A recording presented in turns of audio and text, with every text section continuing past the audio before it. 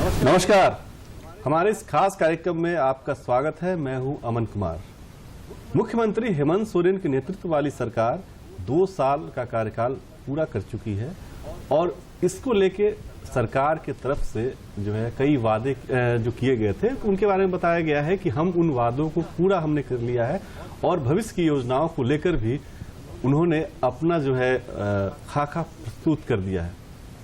इस जश्न के माहौल में क्या सचमुच आम जनता तक जो है वो योजनाएं पहुंची हैं या सरकार जो है वो विफल रही है? इन तमाम मसलों पे आज बात करने के लिए हम स्टूडियो में मौजूद हैं एक खास कार्यक्रम लेके, और हमारे साथ 3 खास मेहमान मौजूद हैं। पूर्व मंत्री और पूर्व स्पीकर अभी विधायक हैं सीपी सिंह जी, हम उनका स्वागत करेंगे। राजेश ठाकुर जी प्रदेश कांग्रेस के अध्यक्ष हैं और हेमंत सोरेन सरकार के पार्टनर हैं। तो हम इनसे जानेंगे कि आखिर सरकार जो है कितना काम की है। इसके अलावा दोनों पक्षों को न्यूट्रल रूप से जानने के लिए वरिष्ठ पत्रकार प्रदीप सिंह भी हमारे साथ मौजूद है। हम तीनों का स्वागत करेंगे और कार्यक्रम की शुरुआत हम सीपी सिंह साहब से करेंगे, क्योंकि सीपी सिंह साहब अभी जो ताजा अभी हेमंत सोरेन के बारे में, उनकी सरकार के बारे में जो है वो प्रेस कॉन्फ्रेंस करके आ रहे हैं। तो हम सीधे उनसे जानना चाहेंगे कि क्या हेमंत सोरेन सरकार को जो है 10 में से आप कितना नंबर दे के आए हैं? देखिए, नंबर देने का काम मेरा नहीं है। मैं सिर्फ इतना ही कह सकता हूं कि अभी कुछ दिन पहले हेमंत सोरेन जी की सरकार ने मोराबादी मैदान में खाली कुर्सियों के बीच, हजारों होर्डिंग्स के बीच नाकामी का जश्न मनाया। नाकामी का जश्न इसलिए मैं कह रहा हूं कि 2 साल में सरकार ने एक भी ऐसा काम नहीं किया जो आम जनता उससे लाभान्वित हो। कुछ वायदे में गिना रहा हूं जो जेएमएम ने भी किया था और कांग्रेस ने भी किया था। वायदे क्या थे? वायदे थे कि जो पोस्ट ग्रेजुएट है उसको 7,000, जो ग्रेजुएट है उसको 5,000 रुपया प्रति माह बेरोजगारी भत्ता देंगे। ये 2 साल में तो पूरा नहीं हुआ। पिछड़ों को 27% आरक्षण देंगे, आज तक पूरा नहीं हुआ। उसी प्रकार से जो अनुबंध पर कर्मचारी नियुक्त हैं सभी को रेगुलर करेंगे। रेगुलर करने के बजाय उनको हटाने का काम किया जा रहा है। आज धरना पर लोग बैठे हुए हैं, सरकार के खिलाफ प्रदर्शन कर रहे हैं। साथ ही इन्होंने वायदा किया था कि प्रत्येक वर्ष 5 लाख नौकरियां देंगे, एक नौकरी भी नहीं दिया। दूसरी चीज, इन्होंने वायदा किया था कि झारखंड के अंदर जितने भी पारा टीचर हैं उनको अस्थायी करेंगे। अस्थायी करने का तो नहीं किया, एक झुझुना जरूर इन्होंने थमा दिया है। ऐसे यदि बात करेंगे तो आज तक एक भी स्कीम्स इनका पूरा नहीं हुआ। मैं खास करके नगर विकास, परिवहन वगैरह वगैरह का मैं देख रहा था, घोषणाएं देख रहा था, तो पिछली सरकार के घोषणाओं को ही इन्होंने हूबहू उतार दिया है। पिछली सरकार ने जिन चीजों की शुरुआत की थी, कामों की शुरुआत की थी, आज ये उद्घाटन कर रहे हैं। ये बात सही है।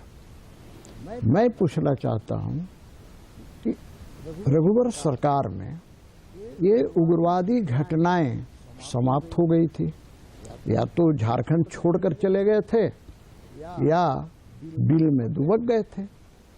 हेमंत सोरेन जी की सरकार, महागठबंधन की सरकार आते ही ये उग्रवादी घटनाओं की बाढ़ सी आ गई है। कल ही पूर्व भाजपा के विधायक पर कातिलाना हमला हुआ, वो तो बच गए सौभाग्य से, लेकिन दुर्भाग्यवश 1932 के खतियानी आदिवासी 2 अंगरक्षक की गला रेत कर हत्या कर दी गई।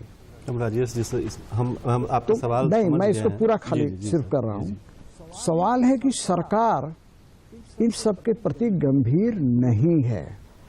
अब आप सवाल पूछिए, फिर उसके बाद फिर मैं जी, मतलब आगे बताऊंगा। आपका भी कहना वही है कि राजेश जी, आज मैं रघुवर दास जो पूर्व मुख्यमंत्री हैं उनका भी मैं बयान देख रहा था।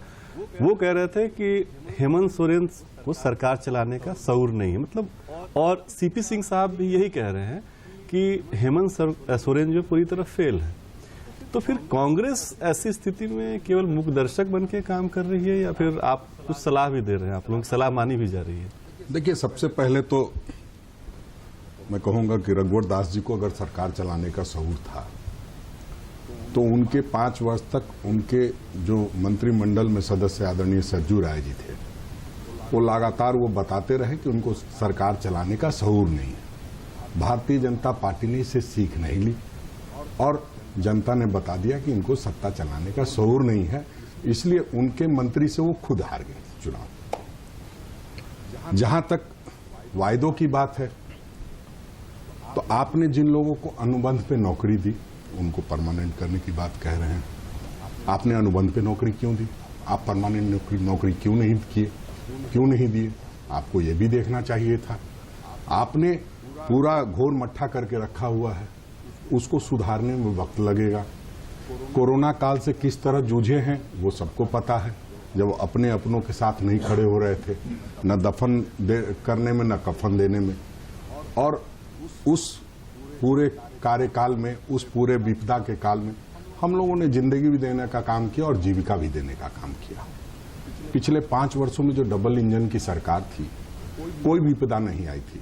23 लोगों की भूख से मौत हुई थी। बकोरिया कांड किसी से छुपा नहीं है। किस तरह से फर्जी मुठभेड़ किया गया था, वो रघुवर दास का ही कार्यकाल था। किस तरह से 514 जिस आदिवासी खतियान की बात कर रहे हैं, खतियानी लोगों को फर्जी नक्सली घोषित किया गया था, वो भी किसी से छुपा नहीं है। सबसे बड़ी बात तो यह है कि 5 वर्षों तक अगर कुछ काम किया रहता तो जनता ऐसे नहीं सत्ता से सड़क पे ला देती। हम समझते हैं कि हम खुद कहते हैं कि हम जितना करना चाहते थे वो नहीं कर पाए। हम वो गाल बजाने वाले लोग नहीं हैं कि किया कुछ नहीं, लगातार बोलते रहेंगे, हम अपनी पीठ अपने थपथपाते रहेंगे। हम मानते हैं कि हम बहुत कुछ करना चाहते थे, लेकिन जो परिस्थिति बनी हुई थी वो किसी से छुपा नहीं है। 5 लाख रोजगार देने की बात है, जो लोग 2 करोड़ रोजगार सालाना देने की बात करके आए, रोजगार नहीं, उनसे नौकरी। शायद कभी पूछे होते रोजगार नहीं, नौकरी। तो बड़ी बात होती। ठीक है, नौकरी ही देने की बात थी। नौकरी अगर देने की बात है तो हम लोग देने का काम करेंगे, लेकिन जो 2 करोड़ नौकरी देने की बात करके आए थे, उन्होंने कितनी नौकरियां दी, कितनी नौकरियां छीनी है, उनके बारे में भी चर्चा करनी चाहिए। लेकिन अगर कभी भी एक संजीदा नेता होने के नाते आप प्रधानमंत्री जी से ये बात पूछ पाते ठाकुर जी, तो अच्छा लगता। लेकिन ठाकुर साहब, आप जो है आरोप में चलेंगे फिर कि सीपी सिंह नहीं कर पाए, रघुवर दास नहीं कर पाए।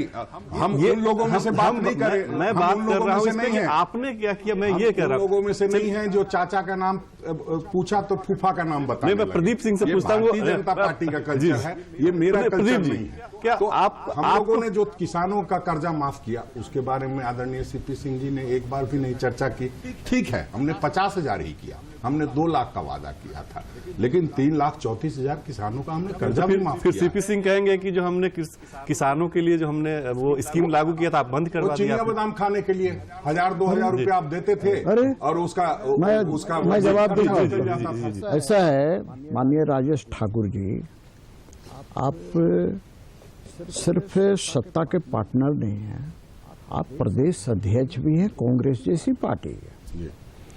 चिनिया बादाम खाने के लिए नहीं, हमारी सरकार ने कहा था कि भाई जिसके पास 5 एकड़ से कम जमीन है उसको प्रति एकड़ 5,000 रुपया, यदि 5 एकड़ है, 4 एकड़ है, 20,000 रुपया उसको सालाना मिलता था।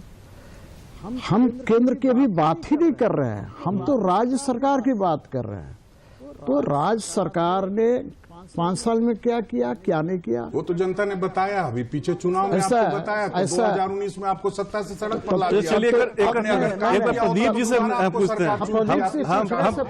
मुख्यमंत्री चुनाव हार गए, इससे बड़ी बात क्या होगी? ऐसा है, वो तो शीला दीक्षित भी 15 साल में वही काम की थी, वो तो हार गई थी।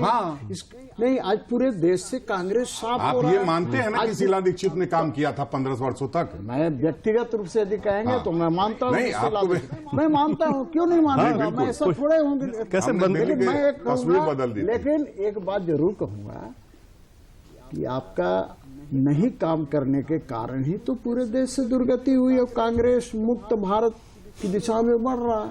प्रदीप जी, हम अब ये आरोप प्रत्यारोप की बात में लगी। कांग्रेस युक्त हो गई, सारे कांग्रेस के नेता को आप मान मर्दन कर अपने दल में। प्रदीप जी को बोले, बहुत देर से इंतजार कर। प्रदीप जी, इन दोनों जो है वरिष्ठ नेताओं के बीच आप थोड़ा चुप लग रहे हैं। एक न्यूट्रल व्यू आप दीजिए कि क्या हेमंत सोरेन सरकार ने सचमुच बहुत बेहतरीन काम किया है, या कोविड के आर में जो है कई विकास योजनाओं को वो लागू नहीं करवा पाई? देखिए, 2 साल पीछे अगर आप जाते हैं, 2019 दिसंबर में चुनाव का परिणाम आया और उसके बाद से 2-3 महीने के बाद कोविड का दौर शुरू हो गया।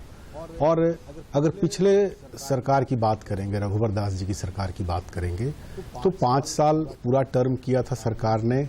तो उस सरकार का जो कामकाज का जो तरीका था और या हेमंत सोरेन के कामकाज करने का तरीका था, तो आप देखेंगे कि मूलभूत अंतर है। भारतीय जनता पार्टी की सरकार थी और इधर झारखंड मुक्ति मोर्चा, कांग्रेस और राजद गठबंधन की सरकार है। दोनों का जो वैचारिक जो आधार है वो अलग अलग है, इनके वोट बैंक्स भी अलग अलग हैं। आप अगर बातचीत करेंगे इन कामकाज के आधार की, तो ये दोनों जो हैं वो धरे जो हैं वो राजनीतिक धरे, ये अलग अलग मतदाताओं को कैटर करते हैं और उस लिहाज से अपने पॉलिटिकल एजेंडे को लागू करते हैं। मुझे लगता है कि 2 वर्षों के कार्यकाल में हेमंत सोरेन उन एजेंडों पे काम कर रहे हैं जो उनके आधार वोट को बहुत ज्यादा इंटैक्ट करता है। भारतीय जनता पार्टी के 5 साल के कामकाज का अगर आकलन करेंगे तो ऐसा लगेगा कि मतलब उन्होंने जो है वो अपने जो वोट बैंक थे उनको पुष्ट करने का तो काम किया, लेकिन जो अंदरूनी मतभेद थे भारतीय जनता पार्टी के भीतर में उसका उनको घाटा हुआ और कहीं न कहीं से 5 साल तक लगातार जो कामकाज था और उसको लेकर जो एंटी इनकम्बेंसी था उसका भी नुकसान उठाना पड़ा। और यही वजह है कि आप देखेंगे झारखंड मुक्ति मोर्चा का जो था वो सर्वश्रेष्ठ प्रदर्शन था उस पार्टी के गठन के बाद।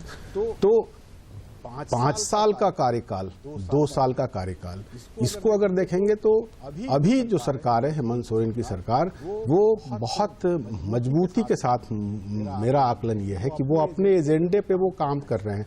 उनका एजेंडा ट्राइबल का एजेंडा, माइनॉरिटी का एजेंडा और इनको लेकर के जो आगे बढ़ रहे हैं ओबीसी का एजेंडा, और ओबीसी का भी जैसे सीपी सिंह जी ने कहा कि 27% आरक्षण लागू करने का, तो इस दिशा में भी जो है वो सरकार काम कर रही है। और अगर ये तीनों काम जो है वो बहुत मजबूती से कर दिए तो आगे आने वाले दिनों में भारतीय जनता पार्टी को भी नए सिरे से रणनीति बनानी पड़ेगी, क्योंकि जो अधिकांश मतलब 2 सीट छोड़ दें तो अधिकांश जो ट्राइबल सीट्स हैं उस पर इस धारे का कब्जा है। तो भारतीय जनता पार्टी के लिए वाकई चुनौती है। चुनौती हम चुनौती की बात हम कह रहे थे कि डेवलपमेंट जो है वो कैसा हुआ। आपने एक बहुत अच्छी बात कही, हम सीपी सिंह साहब से जानना चाहेंगे क्योंकि खुद मंत्री रह चुके हैं, स्पीकर रह चुके हैं। क्या सीपी सिंह साहब, आप जब कैबिनेट में बैठते होंगे तो क्या वहाँ पे स्टेट एजेंडा में होना चाहिए या कास्ट या फिर धर्म एजेंडा में होना चाहिए या वोट बैंक एजेंडा में होना चाहिए? नहीं, बिल्कुल नहीं। जैसे कैबिनेट में जब बैठते हैं जी, तो बिल्कुल कास्ट एजेंडा नहीं होना चाहिए, धर्म एजेंडा नहीं होना चाहिए, झारखंड के विकास का एजेंडा होना चाहिए। और मैं इस बात को डंके की चोट पर कह सकता हूँ कि रघुवर जी की सरकार में हमेशा विकास के एजेंडे पर ही बात हुई और विकास की दिशा में काम भी हुआ।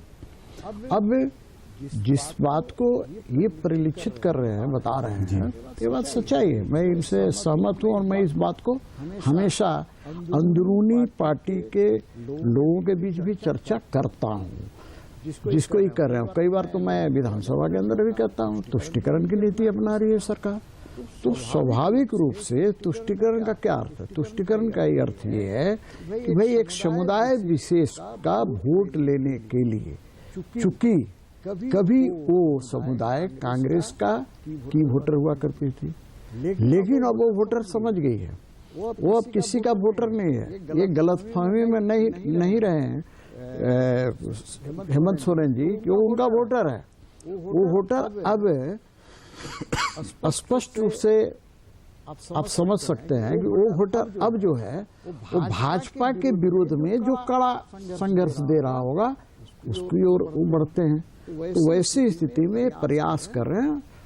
दूसरी बात, मैं एक छोटा सा बात करना चाह रहा हूँ कि भाई देखिए, हेमंत सोरेन जी की सरकार है, 2 साल का मौका मिला, बहाने खजाना खाली है, रामेश्वर राव जी ढिंढोरा पीटते रहे, लेकिन BMW कार के लिए खजाना भरा हुआ है, मंत्रियों के लिए फॉर्च्यूनर कार खरीदने के लिए खजाना भरा हुआ है, मंत्रियों के आवास के लिए बना रहे हैं। अरे भैया, ये पैसा क्यों खर्च कर रहे हो?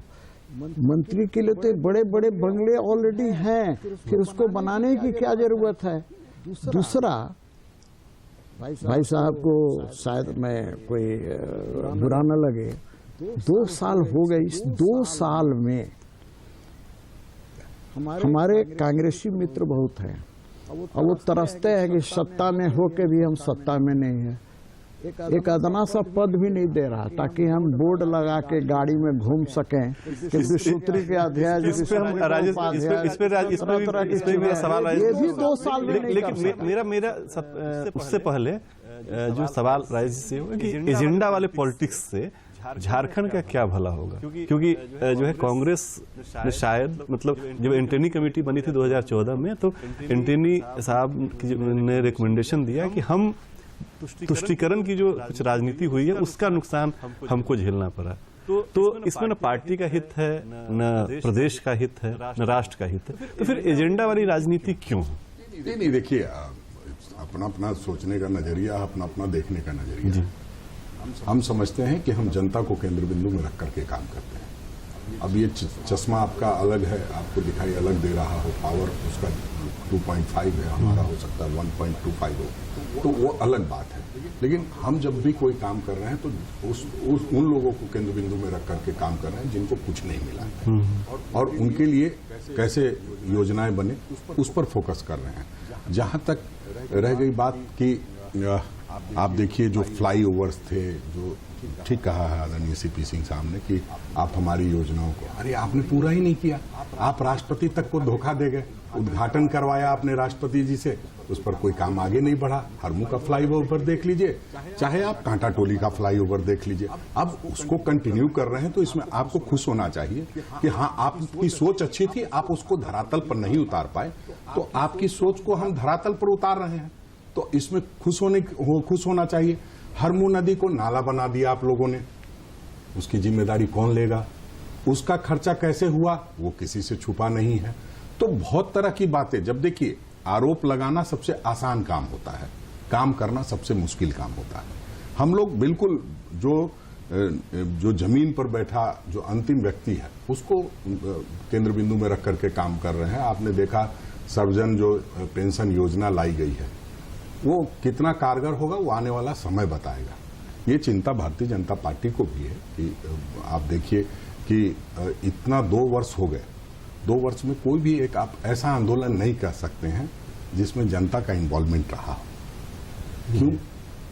क्योंकि ये पब्लिक है, सब जानती है कि आप किस तरह से, आप सिर्फ मीडिया में बयान देके सुर्खियों बना रहना चाहते हैं, आप बने रहिए, लेकिन हकीकत ये है कि हम लोगों ने अपने तरीके से बहुत काम किया है और आने वाले समय में और बहुत सारा काम करेंगे। जो भी आधा अधूरा आपकी भी कोई योजना है उसको आप नहीं पूरा कर पाए, योजना तो सरकार की होती है। हाँ, बिल्कुल। आप अगर कोई जनता को केंद्र बिंदु में रख करके, अब आपने किसी चीज को तैयार कर दिया है तो उद्घाटन क्यों नहीं करें? प्रधानमंत्री जी 2014 के बाद 2019 तक जो यूपीए सरकार की योजनाएं थी उसी का उद्घाटन करते रहे। कहाँ लेकिन लोगों को लगा कि जो वैष्णो देवी उन्होंने सीधे पहुंचा दिया। अरे भाई हम लोग अरे वैष्णो देवी पहुंचाने की योजना हमने बनाई थी। नहीं जिस बात उस टाइम उद्घाटन। अरे भाई हम लोग तो खुशी में आप योजना उद्घाटन कर रहे सरकार की होती हैं। है। नहीं आप उद्घाटन कर रहे हैं हमारी योजनाओं का। भाई अभी आपने वेजिटेबल मार्केट का किया ना, मुख्यमंत्री जी ने किया, मैं भी था उसमें। बिल्कुल हमारे ही समय बना। आप ही का एक विधायक ने कहा था कि यदि पटेल जी की मूर्ति लगेगी तो तोड़ देंगे, विधानसभा का ऑन रिकॉर्ड में है। इन्हीं के विधायक, आज वो पटेल की मूर्ति भी लग गई, बहुत बड़ा रांची का बहुत बड़ा पार्क बन गया। आपने कहा हरमू नदी का वो तो विवेकानंद जी का भी अब सुनिए ना, हरमू नदी का नाला उनका क्या हाल है वो भी देखना नहीं चाहिए। हरमू नदी को नाला बना दिया। तो इनको जानकारी होना चाहिए, मान्यवर को, राजेश जी को नहीं होगा, स्वाभाविक है, सत्ता में नहीं रहे, सरकार में नहीं रहे। इन्हें जानकारी होना चाहिए कि जब मैं मंत्री पद का संभाला 2014 नवंबर दिसंबर में, तो उसके पहले हरमू नदी का डीपीआर भी बना था, हरमू नदी का टेंडर भी हुआ था, तो वो बना था, वो क्रियान्वित हुआ। इन्होंने कहा फ्लाईओवर की बात इन्होंने चर्चा किया। फ्लाईओवर तो हमारे समय में बन रहा था, आप आते हुए उसको रोक दिए। फिर आपने कहा कि आप ही के समय में रुक एक मिनट सुनिए, नहीं, आप ही के समय में रुक नहीं गया था। नहीं हमारे समय में नहीं रुका। हमारे आपके समय में रुक गया था, हमारे समय में चालू हो। रुका नहीं था, इसलिए रुका था कि वहां पाइपलाइन था। पाइपलाइन था, पहले जो पीएचडी के अधिकारियों ने बताया कि यहाँ से मोटा पाइपलाइन गया है। जब वो पाइपलाइन शिफ्ट किया गया तो पता चला 2 और पाइपलाइन है, उसके कारण रुका था। मतलब उस समय डीपीआर ठीक से नहीं बना, आपके इंजीनियर्स ने नहीं बनाया था। हमारे इंजीनियर्स का नहीं, जो पीएचडी के इंजीनियर्स थे उनको ही जानकारी नहीं थी कि नीचे में और 2 पाइपलाइन है, जिसके कारण पिलर उस समय बन चुका था। ये सारी चीजें, लेकिन आज नहीं, लेकिन आज यदि राज्य सरकार उसको और थोड़ा बढ़ाई है, मैं उसका समर्थन करता हूं।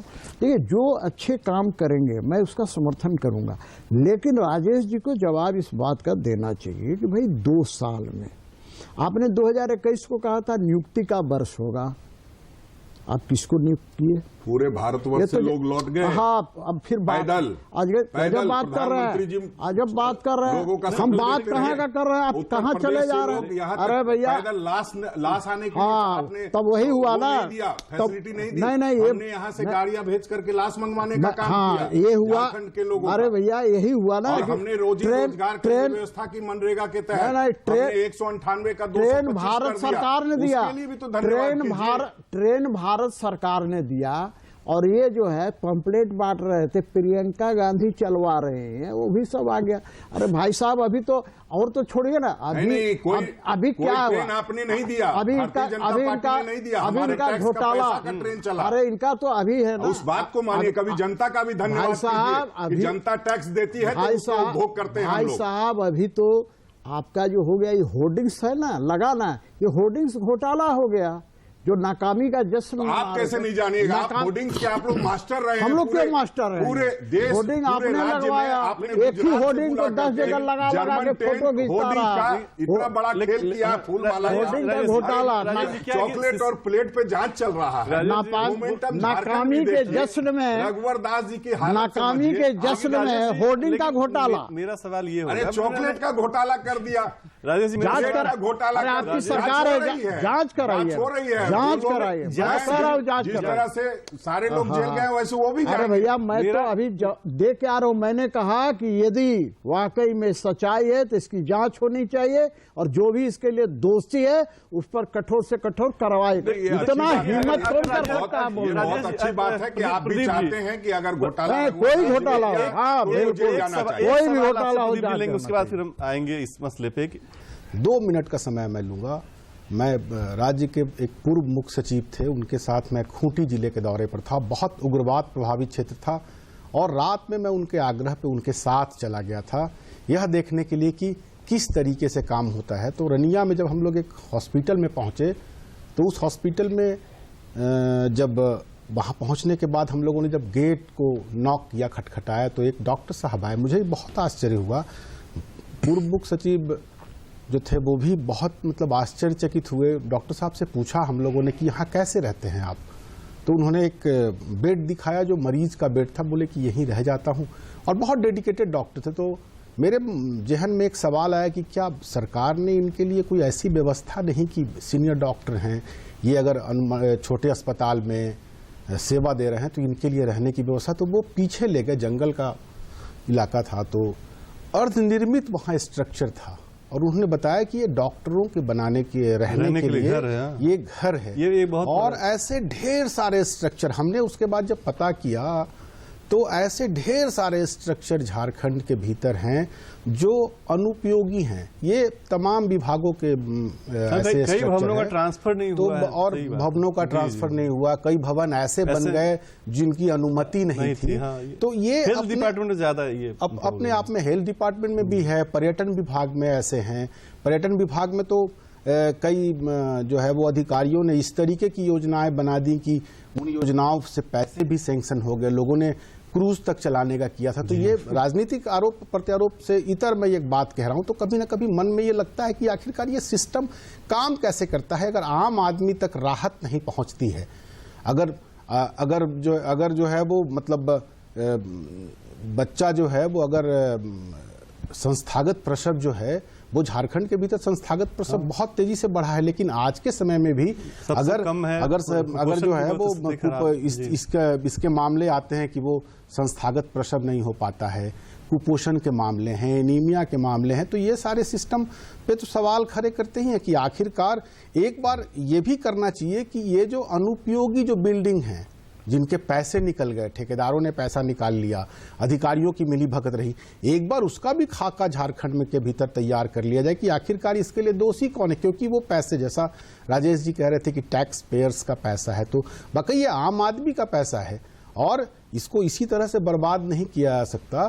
तो सिस्टम जो जिस तरीके से काम कर रहा है उस पर कहीं ना कहीं से हंट करने की आवश्यकता क्रियान्वयन की बात कर रहे हैं प्रदीप जी, और मेरा कहना है कि आप छत्तीसगढ़ जो हमारे साथ ही अलग राज्य बना था, अब छत्तीसगढ़ में कहा जाता है कि जब अजीत जोगी मुख्यमंत्री बने उसके बाद रमन सिंह आए तो उन्होंने उस जो एक प्लान तैयार हुआ था उसको आगे लेके गए, अपनी जो नए कॉन्सेप्ट को, अपने विजन को जोड़ा, उसमें योजनाओं को लटकाया नहीं, जांच और इस सब के जो चक्कर में नहीं पड़ा, वो उन्होंने इसको छोड़ के आगे का सोचा। हमारे झारखंड में ये देखने को नहीं मिल रहा। मैं देख रहा हूँ कई योजनाएं जो पिछली सरकार में थी, बेहतर थी, लोग बोल रहे थे, वो उनमें जांच शुरू हो गई या उसको रोक दिया गया कि भाई ये सीपी सिंह साहब की योजना है, ये राजेश ठाकुर की, ये राजेश ठाकुर सीपी सिंह की कोई योजना नहीं होती, मेरा मानना है। बिल्कुल। तो फिर ये गंभीर चिंतन का विषय है कि नहीं? देखिए, इस पर मैं एक बात रखूंगा, नींव कैसी पड़ी है जी। उत्तराखंड हो या छत्तीसगढ़ हो, दोनों जगह जो पहली सरकार बनी वो कांग्रेस की सरकार थी। वो विजन अपना तय कर दी, उस विजन पे लोग आगे बढ़े, काम होता गया। यहाँ जो सरकार बनी भारतीय जनता पार्टी की सरकार बनी, किस तरह का तांडव हुआ पूरे राज्य में वो किसी से छुपा नहीं है। आदरणीय बाबूलाल मरांडी जी के नेतृत्व में उसका भी दंश उनको झेलना पड़ा, 14 वर्ष तक वनवास में रहे। उसके बाद फिर भारतीय जनता पार्टी ने उनको गला लगाने का काम किया है, लेकिन वो डिरेल हो गया एक बार, और जो सिस्टम डिरेल हो जाता है तो उसको वापस पटरी पे लाने में बहुत वक्त लगता है। हम ये समझते थे कि 5 वर्षों तक एक सरकार जो कहती थी कि डबल इंजन की सरकार है, बहुत हद तक पटरी पर कामकाज होंगे, लेकिन दुर्भाग्यवश उन्हीं के मंत्री उनका लगातार ध्यान दिलाते रहे कि यहां भ्रष्टाचार हो रहा है, यहां घपला हो रहा है, यहां गड़बड़ी हो रही है, लेकिन उनकी एक नहीं सुनी गई। अंततः उनको पार्टी से बाहर जाना पड़ा और पार्टी से बाहर जाकर के उन्होंने उनको शिकस्त देने का काम किया। तो हम समझते हैं संजीदगी के साथ अगर नेतृत्व काम करता है, जो ऊपर के, चूंकि हम राष्ट्रीय पार्टी के लोग हैं तो निश्चित रूप से वहां से जो हमारा नेतृत्व आला कमान कहता है उस हिसाब से हम काम करते हैं। कहीं ना कहीं वहां भी कमियां रही होंगी, कहीं लोगों का भी जो एक संजीदगी के साथ चुनाव करना होता है, यहाँ हमेशा जो है अल्पमत की सरकारें बनी जिसका भी लोगों को दंश झेलना पड़ा। और कभी भारतीय जनता पार्टी उसका फायदा उठाई, कभी हमारे पर भी ये आरोप लगता है कि या आपने भी मधु कोड़ा की हमने भी सरकार बनवा समर्थन दी। दिया। हाँ, अब वो जो सही मधु कोड़ा के समय में स्वास्थ्य मंत्री थे वो आज इनके दल में है। वो तो ये राजनीति में हाँ, बात करना। ये लेकिन आपने इसलिए एक बढ़िया सवाल आप ही के जवाब से एक सवाल मेरे मन में आया है जो सीपी सिंह साहब से हम जानना चाहते हैं। सीपी सिंह साहब, मंत्रियों की बात हो रही है, अभी जो वर्तमान सरकार है उसमें मंत्रियों की भूमिका आप क्या देखते हैं जो आपकी सरकार में थे? आइए बता रहे हैं कि सरयू राय अंदर में कैबिनेट के अंदर रह के विपक्ष के नेता बने हुए थे, या आप, मुझे याद है कि आप भी कई मसलों पे जैसे वो जाति प्रमाण विपक्ष के पत्र। नेता नहीं, मैं ये कह रहा हूँ कि संजीदा रहते जी, थे। जी, जी। आप भी रहते थे, देखिए- ऐसा नहीं है, सीपी सिंह साहब भी तो रहते लेकिन थे। अभी जो मंत्री, क्योंकि ये कैबिनेट एक कलेक्टिव रिस्पॉन्सिबिलिटी के तहत चलती है, तो अभी का कैबिनेट आपको कैसा लगता है, उनका विजन कैसा लगता है और कहाँ मिसिंग है? नहीं, देखिए अभी का कैबिनेट में क्या होता है अंदर में मुझे नहीं नहीं मतलब पता है। मंत्रियों का तो आप क्योंकि नहीं। राजनीति से जुड़े हुए हैं, विधानसभा में आप वो बैठते छोड़ हैं। दीजिए, जी, जी। उसको मैं समझता हूँ कि सार्वजनिक करना अच्छी बात नहीं है और मैं ऐसा नहीं समझता अच्छा जी। लगता। देखिए एक बात है, कैबिनेट का अर्थ क्या होता है? कैबिनेट में बैठक करते हैं तो ऐसा नहीं है कि आंख मूंद कर हम हर चीज पर हाँ कहें। आपने ठीक कहा, कई इशू, मैं नहीं कहूंगा मैंने किस किस इशू पर जी। मैंने सरकार से कहा कि भाई ये गलत है, ये नहीं होना चाहिए। सरयू राय जी भी करते थे, जी, जी। लेकिन सरयू राय जी लास्ट के समय करना, पहले नहीं करते थे। ये गलतफहमी में नहीं रहे, ये समझते हैं। तो मैं कैबिनेट में बैठता था, मैं कैबिनेट आज तक मिस नहीं किया, एक्सेप्ट जब मेरा हार्ट का ऑपरेशन हुआ छोड़ करके मैं हमेशा कैबिनेट में रहा। तो सरयू राय लास्ट के वर्ष में ये उन्होंने जरूर अपनी बातों को रखा, तरह तरह की बातें। इस सरकार में क्या है, इन कांग्रेसी भाइयों को डर है कि कहीं जेएमएम की जेएमएम जो है हेमंत सोरेन हमको ऐसे ही नहीं घास डाल रहा है। इन लोगों को मंत्री हैं, सारे चीज हैं। आज तो मैंने कहा ना कि भैया 2 साल हो गया, 2 साल में करना क्या? अभी एक छोटा सा उदाहरण दे रहे हैं स्थिति आपको। जैक का अध्यक्ष और उपाध्यक्ष क्यों लटका हुआ है पता है? मैं क्या कहूं, मैं टीवी पर चैनल पर बोल दूं तो बड़ा खराब लगेगा। उसके पीछे कहीं ना कहीं आर्थिक मामले हैं, बस इतना ही समझ लीजिए। स्थिति क्या है कि आज के दिन कोई भी काम, और मैं सीपी सिंह डंके की चोट पर कह रहा, एक आदमी कांग्रेस के नेता है, एक आदमी को खड़ा होकर के ले आया, एक भाई सीपी सिंह के यहाँ गया और कहा कि भाई पैसा दो तब काम होगा। एक आदमी खड़ा होकर कह दे सीपी सिंह राजनीति से संन्यास ले लेगा।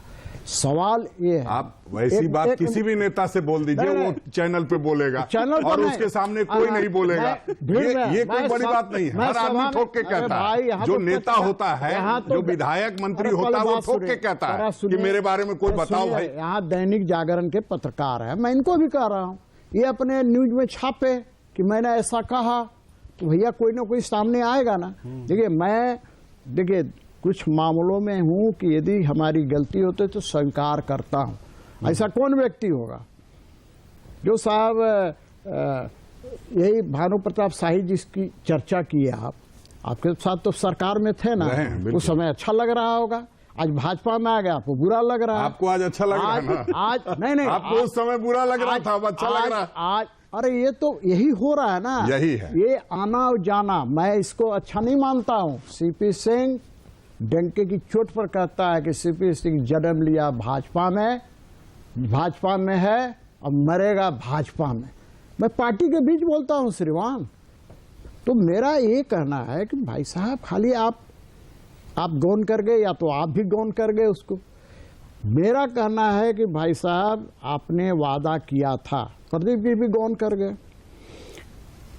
आपने नियुक्ति वर्ष कहा था 21 को, एक भी नियुक्तियां दिया क्या? सबसे पहले खिलाड़ियों को नियुक्ति दी। एक मिनट सुनिए, आपने कहा नियुक्ति वर्ष का क्या अर्थ होता है? आपने सारे मामले ऐसे किए हैं जो हाई कोर्ट में सब झेल रहे हैं हम लोग। नहीं, कुछ नहीं किए। आपने नियोजन नीति ऐसी बनाई कुछ नहीं जिससे कि अरे नियोजन नीति तो आपने बना दिया अभी कि उर्दू रहेगा, हिंदी नहीं रहेगा। वाह, अरे गजब स्थिति है भाई साहब। उर्दू रहेगा, नहीं, मैथिली यहाँ में खत्म कुर्माली कर दिया। सीखने में क्या दिक्कत आ रही है? अरे फिर क्यों, हम पलामू के हैं। हाँ, तो आपको भोजपुरी तो कर दिया हमने। भोजपुरी किया ना। कैसे लिखा जाता है भोजपुरी जरा बता दीजिए। भोजपुरी तो देवनागरी उसका में- देवनागरी में लिखेगा ना।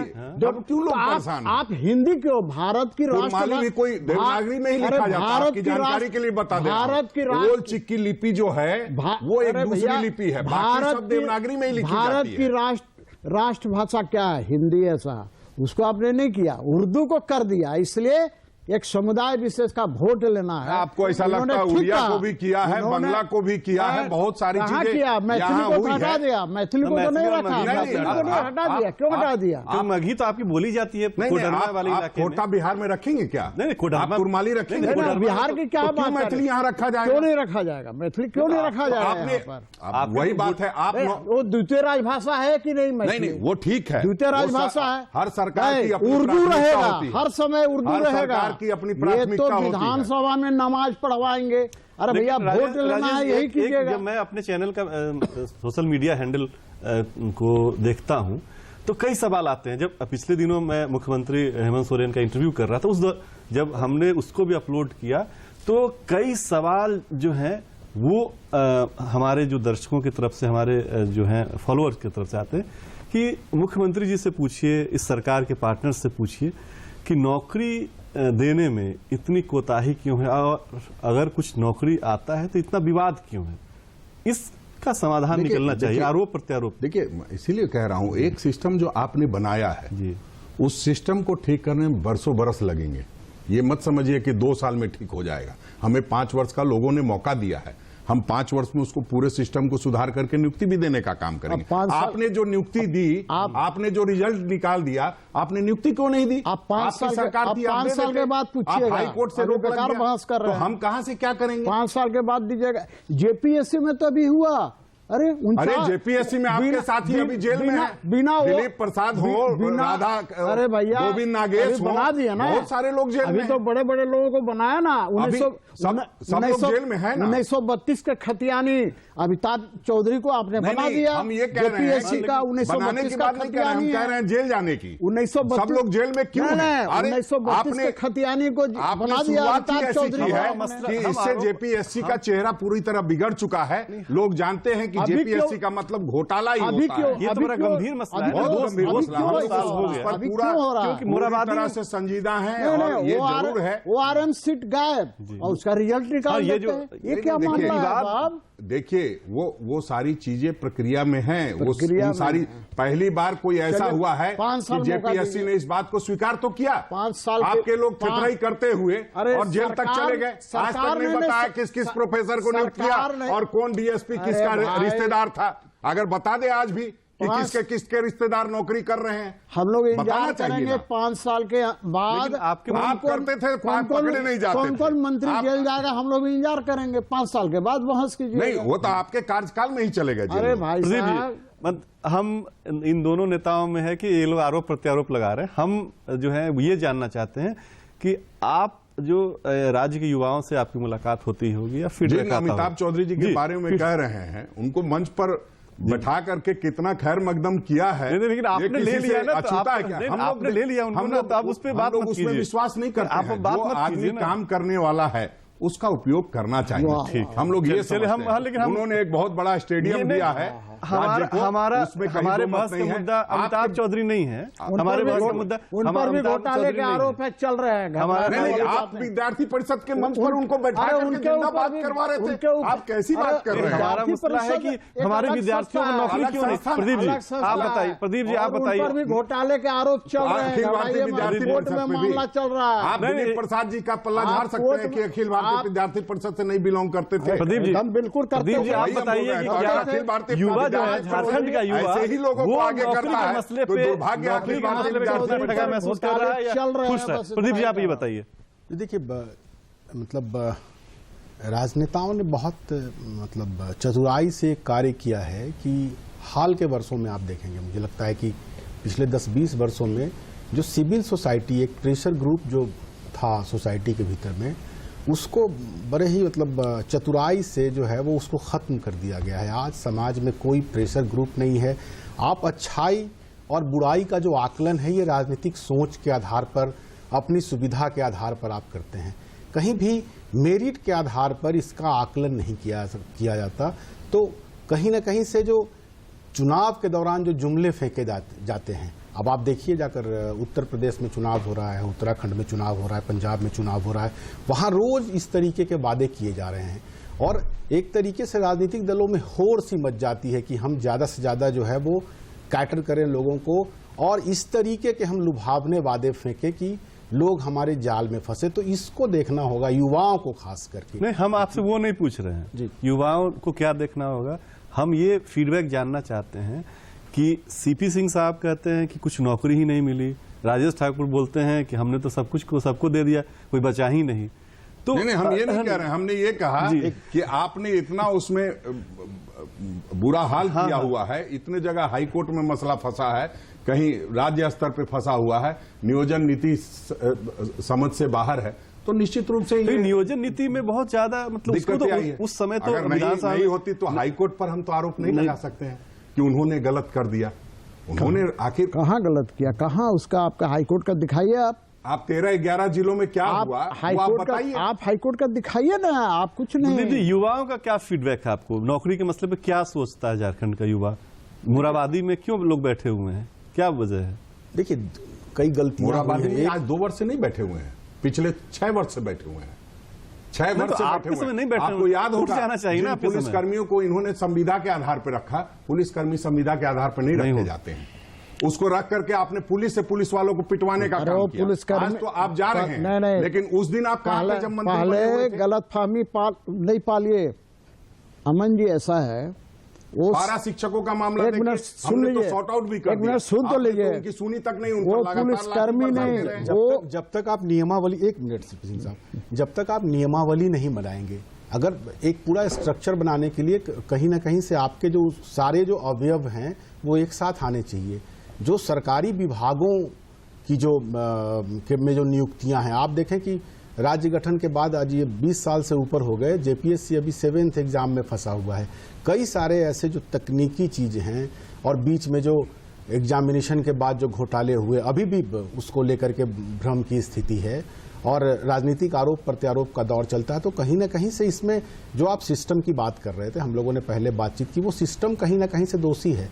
ये अधिकारियों को भी ये नियमावली का जो पेज है, ये जो नियोजन नीति का पेज है, ये स्थानीयता का, और जो एक बार बार जो है वो इन तकनीकी विषयों को लेकर के हर एक सरकार को ये चीजें जो हैं वो झेलनी पड़ती है। एक बार मिल बैठ करके दोनों, यहाँ झारखंड ऐसा प्रदेश है जहाँ कोई पार्टी यह नहीं कह सकती कि वह सत्ता में नहीं रही है। कई अलग अलग कालक्रम में लोग सत्ता में रहे हैं, कोई पार्टी ज्यादा दिनों तक सत्ता में रही है, कोई पार्टी कम दिनों तक सत्ता में रही है। एक बार बैठ जाए, इन चीजों का निपटारा कर लें। बार बार अगर इन चीजों को लेकर जटिलता सामने आती रहेगी तो जो नियुक्तियां हैं राज्य के भीतर में, सरकारी विभागों की नियुक्तियां हैं, और अब जैसे नियुक्ति और रोजगार, इसका भी एक क्लैश है। तो जिस तरीके से राजेश जी कह रहे हैं कि जो स्वरोजगार की बातें या फिर जो प्राइवेट कंपनीज हैं उनमें रोजगार की बातें, तो उनको भी सरकार रोजगार से देखती है। और ऐसा नहीं है कि जो नौकरी जो है, अगर नियुक्ति हम मान लेंगे सरकारी हमने विभागों, स्थानीय लोगों के लिए 75% रिजर्वेशन की अरे व्यवस्था भैया, रिजर्वेशन- कर देने से हो जाएगा क्या? नौकरी मिल गया क्या? नहीं तो आप जिनके साथ एमओयू किए, अरे वो कुछ सब नहीं। खा पी के चले गए, तो अरे हम नौकरी कहाँ से देंगे? तो कहाँ अब वो देंगे? इंडस्ट्री लगी होती नहीं तो नहीं, आज ये दिक्कत नहीं होती। आज आप तो चॉकलेट का घोटाला ना हुआ आप तो होता। भड़का करके और जंगल जमीन नहीं देंगे, तो आप तो भड़काते रहे उधर एक तरफ से। कैसे नहीं, होगा? जिन लोगों को आपने जमीन दिया वो क्या धरातल पे उतार पाए क्या एक इंडस्ट्री? चीज जरा पुलिसकर्मी की बात हो रही थी, उसको करेक्ट करना चाहता जी हूं। बताइए। वो पुलिसकर्मी नहीं थे, वो सहायक पुलिसकर्मी। उनको इसलिए संविदा पर किया गया था कि सुदूर ग्रामीण रिमोट एरिया में रहते हैं, वो उग्रवादियों का वो गन ढोते थे। तो हुआ कि भाई इनको लाया जाए, सहायक पुलिसकर्मी में रखा जाए और इनकी सेवा ली जाए। वो संविदा के आधार पर था। लेकिन मेरा ये कहना है, तो उसको कंफर्म क्यों नहीं कर दिया? अरे फिर कैसे कंफर्म कर देंगे? उसकी कोई नियमावली होती है, तो फिर पुलिस नियमावली बनाना तो फिर था उसका ना। पुलिसकर्मी में बहाली होती है ना। सहायक पुलिसकर्मी बहाल किया गया था उनको। प्रदीप जी, ये ये संविदा के नियमावली की बार-बार बात हो रही है। प्रदीप जी, मैं हाँ। इसको कंटिन्यू करता हूं। जो मतलब सहायक पुलिसकर्मी, आप देखेंगे कई राज्यों में जो है वो इस तरीके के वॉलेंटियर्स बना करके, अलग अलग राज्यों में अलग अलग नाम है।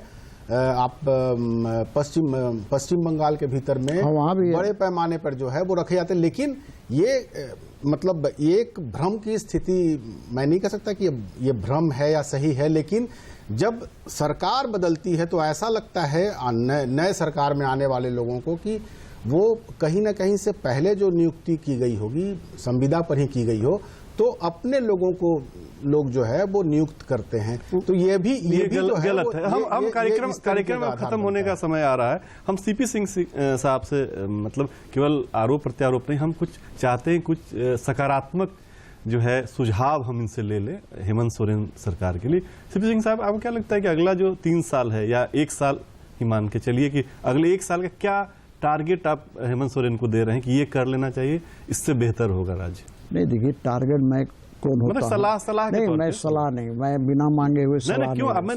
मैं मांग रहा हूँ आपसे। मैं आप मांग रहे हैं ना, आप मांग रहे हैं, सरकार हमसे तो सलाह मांग नहीं रही। विधायक हैं, नहीं, सरकार के मतलब विधायक नहीं, विधायक के नाते, विधायक के नाते नहीं, विधायक के नाते जहाँ मुझे बुलाया जाता है, चाहे वो सरकारी समारोह, मैं जाता हूँ, कार्यक्रमों में जाता हूँ। दिल में कसक होगी नहीं, ये काम हमको करना चाहिए था। अभी 2 वर्ष का हुआ, सर का बोर्ड लगा हुआ था, सर आए नहीं। अरे सर, मैं वहाँ नहीं गया, मोराबादी में नहीं गया, इसलिए कि और नाकामी का जश्न था, मैं नहीं गया। तो महामहिम तो गए नाकामी के जश्न में। महामहिम गए, महामहिम हैं, लेकिन मैं कह रहा हूँ यहाँ हुआ, उद्घाटन हुआ, हम लोग के द्वारा बनाया गया बिरसा मुंडा स्मृति पार्क, मैं वहां गया था। एक बात सिर्फ समझ लीजिए, एक प्रश्न जो बड़ा अच्छा आपने किया था कि जो लोग पिछली सरकार में थे, आज वही लोग इस सरकार में उन जगहों पर है, बड़ा खुल के आपने नहीं कहा, तो बात सही है। होता क्या है, व्यवस्था वही है, वही लोग रहेंगे। वो लोग उस सरकार में भी आगे पीछे थे, आज इस सरकार में, कल अगली सरकार किसी की आएगी उसमें भी आगे पीछे रहेंगे, वो तो रहेंगे, उसको आप हटा नहीं सकते हैं। बहुत करिएगा, इधर से उधर ट्रांसफर पोस्टिंग कर सकते हैं, उससे ज्यादा कुछ नहीं कर सकते हैं। मेरा सलाह सिर्फ और सिर्फ होगा कि तुष्टीकरण की नीति मत अपनाइए। झारखंड में रहने वाले 3.25 करोड़ जनता कि आप मुख्यमंत्री हैं, मंत्री हैं, विधायक हैं, सांसद हैं, तो उनके हित के बारे में सोचिए, सभी का सर्वजन हित की बात कीजिए, न कि सिर्फ वोट के लिए तुष्टीकरण कीजिएगा तो स्वाभाविक रूप से दूसरे वर्ग को खराब लगेगा। प्रदीप जी ने बड़ा ही अच्छा बात को समझाया था कि यहाँ तो एजेंडा सेट हो रहा है, वोट का देख रहा प्रतिशत, ये वोट को ठीक करने के लिए, लेकिन दुर्भाग्यवश बलात्कार की जितनी घटनाएं हुई हैं उसी वर्ग के लोगों का ज्यादा। मैं वर्ग विशेष की बात नहीं करता, मैं तो कर रहा हूँ, इसलिए कर रहा हूँ, उसी लाइन पर चल रहा है। मैं सहमत भी नहीं हूँ इस चीज पे कि वर्ग विशेष की बात पे। प्रदीप जी, जाते जाते क्या सलाह आपको लग रहा है कि यहाँ मिसिंग हो रहा है, हेमंत सोरेन को इस यहाँ ध्यान देना चाहिए, मंत्रियों को यहाँ ध्यान देना चाहिए? देखिए, प्रति व्यक्ति आय बढ़ाइए, जो सिविक एमिनिटीज है, रोटी, कपड़ा, मकान, शिक्षा और चिकित्सा, इनको बेहतर करिए। कुपोषण के ढेर सारे मामले हैं, कुपोषण का प्रतिशत कम करिए। शिक्षा जो है वो आपके कोर एजेंडा में होना चाहिए और बजट का 10% से अधिक जो है वो शिक्षा पे खर्च होना चाहिए। इस ओर सरकार का ध्यान होना चाहिए। और आप एक बार देख लें कि अन्य राज्य जो हैं, खास करके जो विकसित राज्य हैं, वो किस दिशा में कार्य कर रहे हैं, वहाँ किस प्रकार से योजनाएं ली जा रही हैं, वो इम्प्लीमेंट की जा रही हैं। बहुत खराब लगता है कि झारखंड में आपके पास पब्लिक ट्रांसपोर्ट सिस्टम नहीं है। आपका दायरा जो है वो रांची जैसे शहर में भी अगर आप काम करते हैं, सीपी सिंह जी तो मंत्री रहे हैं, फ्लाईओवर की बातें आती हैं, आंदोलन होने लगता है। लोगों को ये समझाने की आवश्यकता है कि जब आबादी बढ़ रही है तो उस हिसाब से अगर आपको सुविधाएं लेनी है, अगर आपको उस हिसाब से एमिनिटीज चाहिए, तो आपको कहीं ना कहीं से योगदान करना पड़ेगा। और इन सब चीज़ों को अपना करके जब आप आगे आएंगे और सिविक एमिनिटीज बढ़ाएंगे, लोगों की प्रति व्यक्ति आय बढ़े, शिक्षा की गुणवत्ता वो बेहतर हो, और एक तरीके से जो उद्योग का माहौल अगर आप राज्य में बनाना चाहते हैं, लिविंग जो है, ईज ऑफ लिविंग की आप बात करें, जो प्रधानमंत्री जी भी उसी पे काम कर रहे हैं और उसी की बात करते हैं। राजेश जी, जो आने वाला समय है, आने वाले वर्ष जो है 3 साल, उसमें सरकार का क्या फोकस होगा? आपने क्या मुख्यमंत्री जी को सलाह दिया है और आगे जो है उसकी निगरानी कैसे करेंगे, जनता जानना चाहती है। देखिए, हमें किसान को केंद्र बिंदु में रखा हुआ था। उनका 50,000 लोन 3,34,000 माफ हुए हैं। 3,34,000 किसानों के ऋण माफ हुए हैं और लोगों का करना है। सर्वजन पेंशन को घर घर तक पहुंचाना है, जिससे किसी को किसी प्रकार की दिक्कत नहीं हो। जब राशन की कमी हुई तो हमने 15 लाख राशन कार्ड बढ़ाने का काम किया है, उसको गति देनी है। हम समझते हैं जो योजनाएं चल रही हैं उसको धरातल तक पहुंचाना हमारा प्रथम कर्तव्य होगा। रोजगार देने की बात है तो हम आदरणीय सीपी सिंह साहब हैं, एचईसी से ताल्लुक रखते हैं, पास का जगह है, वो बंद होने के कगार पे है, उसको कैसे सुचारू रूप से चलाया जाए उसके लिए प्रधानमंत्री जी के पास यहाँ के 12 सांसद जाके गुहार लगाएं। तभी जा करके हम एक तरफ हमसे रोजगार चाहते हैं, जहाँ लोग रोजगार में हैं उनको आप रोजगार से बाहर करना चाहते हैं, तो वहाँ कई दुकानें चल रही, कई तरह की चीजें रोजगार के साथ साथ जो एचईसी प्लांट के अंदर काम करने वाले लोगों की बात नहीं है, मतलब जो बाहर भी जिनकी जीविका चल तो रही है, आप मिलजुल के बात, और हम भी यही सलाह देने जाएंगे, हम भी सरकार को यही सलाह देना चाहेंगे कि केंद्र और राज्य की बात न करके एक कलेक्टिव रिस्पॉन्सिबिलिटी के तहत कोऑर्डिनेशन बढ़ाए और बेहतर काम करे। केंद्र सरकार भी राज्य सरकार की मदद के लिए हमेशा तैयार है। आप तीनों हमारे स्टूडियो में आए और बहुत सार्थक चर्चा हुई। आप तीनों मेहमानों का बहुत बहुत धन्यवाद। हम अपना कार्यक्रम यही खत्म करते हैं। पूरी टीम को आज्ञा दीजिए। नमस्कार।